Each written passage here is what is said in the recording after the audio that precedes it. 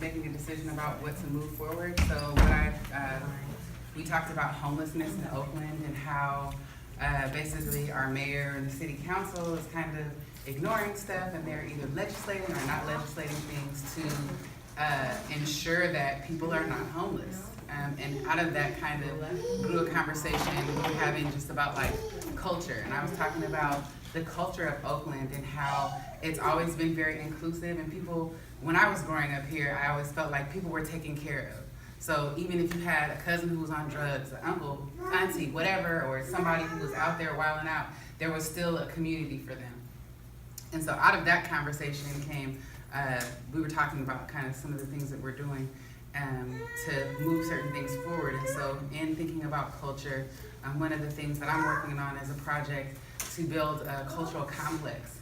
And one of the things that, so for me, food is really important, music is really important, and just artistry and creativity is really important. And there's a space that I've been looking at and trying to figure out how to acquire to create that community culture again, and where we feel like obligated to take care of the people who are around us.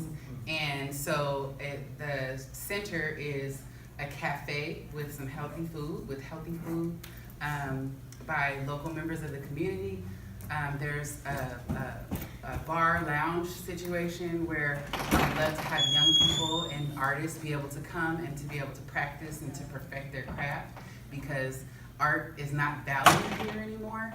And we're getting to the point where, you know, people who are coming here don't value the culture here, and a lot of things about things that have happened here and movements are being lost and erased. And so having a space to be able to perpetuate the culture that we have had, renewing that culture, recultivating that culture, and then a space for artists.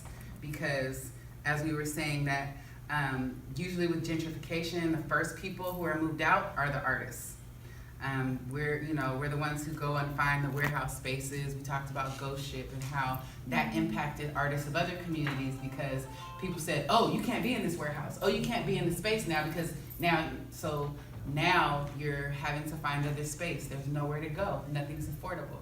Nobody can find space to practice their art, to express themselves. And so creating a space for artists to be able to have all of those things and have access to health and wellness services and workshops and ways to build on their artistry and to connect with other artists and to maintain and preserve the culture of our city. I'm working on the business model for it now, but also engaging community members who are, like I was telling them, subject matter experts on food and music and nightlife and artist organizations.